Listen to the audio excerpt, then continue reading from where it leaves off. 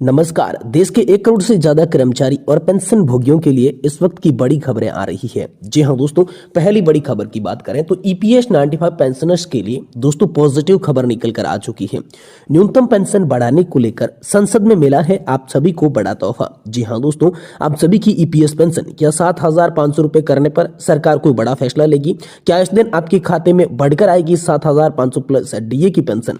इसको लेकर बड़ा अपडेट आया है, तो इसके बारे में संपूर्ण जानकारी दोस्तों आप सभी को इस वीडियो के माध्यम से दी जाएगी। वहीं आप सभी के लिए खुशखबरी और बताई जा रही है। 1 करोड़ पेंशन भोगियों के लिए सरकार का बड़ा गिफ्ट बताया जा रहा है। अब मिलेगा तगड़ा फायदा। तो किस तरीके से 1 करोड़ पेंशनर्स को जो है वो सरकार गिफ्ट देगी, तगड़ा फायदा उन्हें मिलने वाला है, इसके बारे में भी आज की इस वीडियो के अंदर बात करेंगे। और वहीं बात करेंगे आप सभी के लिए खुशखबरी का आदेश, पेंशन भोगियों की बड़ी जीत, जिसके बाद पेंशन भोगियों में जो है वो खुशी का माहौल नजर आ रहा है। आंध्र प्रदेश हाईकोर्ट के द्वारा आप सभी के लिए बड़ा फैसला निकलकर सामने आया है। तो आखिरकार आंध्र प्रदेश हाईकोर्ट का क्या फैसला आया, इसके बारे में बात करेंगे। वहीं अंत में हम बात करेंगे ईपीएफओ की पेंशन स्कीम को लेकर बड़ा अपडेट है। पेंशनर्स को मिलेगा 9,000 रुपए, जानिए पूरी डिटेल के साथ। जी हां दोस्तों, कर्मचारी भविष्य निधि संगठन की पेंशन योजना को लेकर बड़ा अपडेट आ रहा है कि पेंशनर्स को 9,000 रुपए की पेंशन किस तरीके से देखने को मिल सकती है, इसको लेकर क्या बड़ा अपडेट आया है, इसके बारे में भी दोस्तों आज की इस वीडियो के अंदर बात की जाएगी। इसलिए आप सभी पेंशन धारकों से निवेदन है कि दोस्तों आज की इस वीडियो को आप लास्ट तक देखिएगा और चैनल पर नए हैं तो इसे भी सब्सक्राइब कर दीजिएगा। तो चलिए बिना किसी देरी के संपूर्ण खबरों को विस्तार से और सही सटीक इस वीडियो के अंदर जानते हैं। आप कृपया लास्ट तक, एंड तक इस वीडियो के बने रहिएगा। जी हां, सबसे पहले बड़ी खबर की बात करें तो ईपीएस 95 पेंशनर्स के लिए पॉजिटिव खबर आ चुकी है। न्यूनतम पेंशन को लेकर संसद में आप सभी के लिए बड़ा तोहफा मिला है। जी हां, ईपीएस 95 के तहत पेंशन भोगी अपनी मिनिमम पेंशन 1,000 रुपए से 7,500 रुपए प्रति माह करने की मांग की है। दिल्ली में इस आंदोलन का नेतृत्व नेशनल एजुटेशन कमेटी ने हाल फिलहाल में किया है। इससे आप सभी के लिए बड़ी खबर निकल कर आ रही है। जी हां दोस्तों, इस आंदोलन का जो नेतृत्व नेशनल एजुटेशन कर डाली है, जिसने अपना डेरा जो है वो दिल्ली में डाल दिया है। ईपीएस 95 पेंशन के तहत प्रति माह 1,000 रुपए से बढ़ाकर 7,000 रुपए की पेंशन को करने को लेकर तो दोस्तों ईपीएफओ के अधिकारियों और दोस्तों एनएससी के प्रतिनिधियों के बीच हाल ही में दिल्ली में व्यापक चर्चाएं हुई, जिसमें मिनिमम पेंशन बढ़ाने, उच्च पेंशन का लाभों और मेडिकल सुविधाओं पर जोर दिया गया है। एनएससी के राष्ट्रीय अध्यक्ष कमांडर अशोक राउत और राष्ट्रीय महासचिव ने ईपीएफओ के सीनियर अधिकारियों के साथ महत्वपूर्ण मुद्दों पर बातचीत की है। जी दोस्तों, तो पेंशन भोगियों की मांगे और प्रतिक्रिया की बात करें तो पेंशन भोगियों की प्रमुख मांगे मिनिमम पेंशन में वृद्धि, महंगाई भत्ता और व्यापक मेडिकल सुविधा शामिल होनी चाहिए। इन मांगों के प्रति कर्मचारी भविष्य निधि संगठन की प्रतिक्रिया सकारात्मक रही है और चर्चा के दौरान इन मुद्दों को प्राथमिकता दी गई है। इसी के संदर्भ में अतिरिक्त केंद्रीय भविष्य निधि आयुक्त प्रशासन चंद्रमौली चक्रवर्ती ने स्पष्ट किया कि इन मांगों को गहन समीक्षा के लिए यहाँ पर भेजा जा रहा है। वहीं विरोध और सामाजिक प्रभाव की बात करें तो 31 जुलाई 2024 को जंतर मंतर पर हुए विरोध प्रदर्शन में हजारों पेंशन भोगियों ने हिस्सा लिया। इस प्रदर्शन ने न केवल सरकार पर बल्कि समूचे देश पर ध्यान आकर्षण किया। इन मुद्दों की ओर देश को यहाँ पर जो है सोचने के लिए कहा। नेशनल एजुटेशन कमेटी और कर्मचारी भविष्य निधि संगठन के बीच निरंतर संवाद और चर्चाओं का आयोजन जारी है। पेंशन भोगियों की उचित मांगों को मंजूरी देने के लिए सरकार और संगठन दोनों ही प्रयासरत हैं। इसी के साथ ही व्यापक चिकित्सा सुविधा और उचित महंगाई भत्ता प्रदान करने की दिशा में भी काम किया जा रहा है, जिससे पेंशन भोगियों की जीवन गुणवत्ता में सुधार हो सकेगा और उनकी जो मांगे हैं वो मंजूर होकर आएगी, जिससे उन्हें बड़ी राहत जो है इस बुढ़ापे के अंदर मिल पाएगी। ये बड़ी खबर आप सभी के लिए हाल फिलहाल में निकलकर सामने आ चुकी है। वहीं दोस्तों खुशखबरी आप सभी के लिए बताई जा रही है कि 1 करोड़ पेंशनर्स को सरकार जो है वो बड़ा गिफ्ट देने वाली है।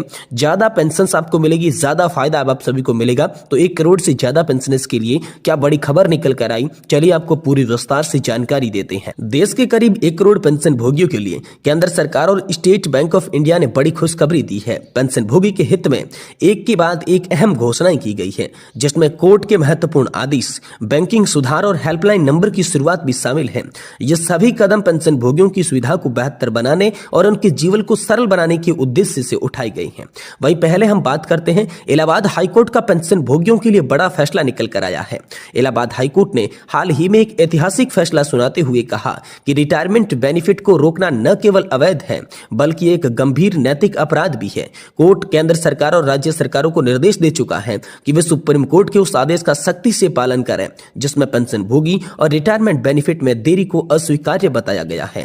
अगर इस फैसले के तहत स्पष्ट किया गया है कि अगर किसी भी कर्मचारी को रिटायरमेंट के बाद लाभ मिलने में देरी होती है तो संबंधित अधिकारी पर पेनल्टी लगाई जाएगी। कोर्ट यह भी कह चुका है कि पेंशन और रिटायरमेंट बेनिफिट समय पर मिलना प्रत्येक पेंशन भोगी का अधिकार है जिसे नजरअंदाज करना कानूनन अपराध और कानून का उल्लंघन भी माना गया है। वहीं पेंशन भोगियों के लिए महत्वपूर्ण सूचनाएं भी जारी कर दी गई है जीपीएफ, जिसमें दोस्तों पेंशन पेमेंट ऑर्डर के वितरण की भी जांच की जाएगी। जी हां, सरकार ने पेंशन भोगियों को सलाह दी है कि अपने पेंशन भुगतान आदेश यानी कि पीपीओ को यहाँ पर दर्ज के पत्नी के नाम जन्म तिथि की जांच कर लें। यह सुनिश्चित करना आवश्यक है कि पीपीओ में दर्ज जानकारी जो है वो आधार कार्ड और पैन कार्ड से मेल खानी होनी चाहिए। अगर कोई भी त्रुटि पाई जाती है तो उसे तुरंत सावधानी पूर्वक जरूरी ठीक करवाना है, क्योंकि गलत जानकारी के कारण फैमिली पेंशन प्राप्त करने में समस्याओं का सामना करना पड़ सकता है।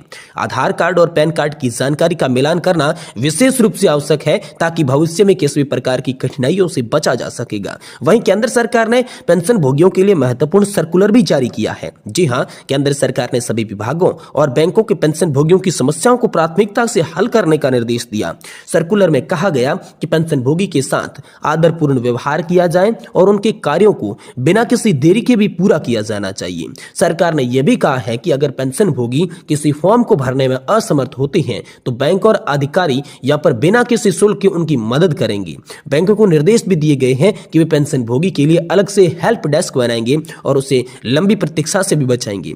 इसके अलावा कार्यालय और बैंकों में पेंशन भोगियों को बार बार बुलाने की प्रथा पर रोक लगाई गई है। उनके लिए सभी काम एक ही बार पूछे गए जाने वाले प्रावधान भी आप सभी के लिए कर डाले हैं। तो वहीं दोस्तों, स्टेट बैंक ऑफ इंडिया ने पेंशन भोगियों के लिए नई सेवा की भी सौगात दे दी है। स्टेट बैंक ऑफ इंडिया यानी कि एसबीआई ने अपने ग्राहकों और पेंशन भोगियों के लिए एक नई सुविधा की शुरुआत की है। अब पेंशन भोगी को अपने बैंकिंग कार्यों के लिए पासबुक लेकर जाने की जरूरत नहीं होगी। यह सुविधा आधार कार्ड आधारित सेवाओं पर आधारित है जिसमें सभी बैंकिंग कार्य आसानी से पूरे किए जा सकते हैं। यह कदम पेंशन भोगियों की सुविधा को ध्यान में रखते हुए उठाया गया है जिससे उनके बैंकिंग अनुभव को और सरल और परेशानी मुक्त बनाया जा सके। तो ये बड़ी खबर दोस्तों आप सभी के लिए हाल फिलहाल में जो है वो जारी कर दी जा चुकी है और ये खबर दोस्तों जारी की है यहाँ पर साथ ही साथ pension state bank of India और केंद्र सरकार ने मिलकर पेंशन भोगियों के लिए जारी की है। वहीं दोस्तों बात करें तो आप सभी पेंशन को लेकर दोस्तों आंध्र प्रदेश हाईकोर्ट का एक बड़ा फैसला सामने आया है। जी हां दोस्तों, आंध्र प्रदेश हाईकोर्ट के इस फैसले के बारे में बात करें तो आंध्र प्रदेश हाईकोर्ट ने कुछ पेंशन भोगियों द्वारा दायर याचिका के आधार पर कोर्ट ने पेंशन भोगियों के पक्ष में ऐतिहासिक फैसला सुना दिया है। याचिका में पेंशन कम्यूटेशन की कटौती को 15 वर्षों तक जारी रखने की प्रक्रिया को अनुमोदित बताया गया था। कोर्ट ने इस प्रथा को खत्म करते हुए आदेश दिया कि 11 वर्ष 3 महीने के बाद कम्यूटेशन की रिकवरी तत्काल प्रभाव से बंद कर दी जाएगी। जी हां दोस्तों, कोर्ट के फैसले के बाद आंध्र प्रदेश सरकार ने 25 नवंबर 2024 को एक ज्ञापन जारी किया। इसमें स्पष्ट निर्देश दे दिए गए हैं कि 11 वर्ष 3 महीने पूरे होने के बाद पेंशन भोगी की पेंशन से कम्यूटेशन की कटौती बंद कर दी जाए। सभी जिला कोषागार, लेखा अधिकारी और सीआरटी के सहायक कोषागार अधिकारियों के लिए निर्देश दिया गया है कि 31 अक्टूबर 2024 तक जिन पेंशन भोगियों की रिकवरी पूरी हो चुकी है उन्हें पेंशन से कटौती नहीं की जाए और इस आदेश का जो अनुपालन है वो सख्ती से साथ सुनिश्चित करने के लिए यहाँ पर आप सभी के लिए बड़े दिशा निर्देश जारी किए गए हैं। तो यह हाल फिलहाल में बड़ी खबर जो है वो पेंशन भोगियों के लिए निकलकर सामने आ रही है।